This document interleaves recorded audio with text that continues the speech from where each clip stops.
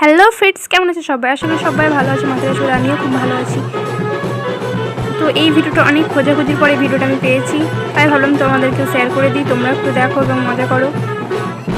বলতে মজা নাও, মজাও তো করতে পারবে না।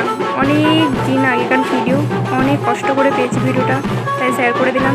তো দেখো, একটা পুজোর সময় অনেক নাচানাচি করেছি, অনেক মজা করেছি, সবাই মিলে বড় ছোট এবং সবাই গ্রামে সবাই প্রায় নাচ করেছি।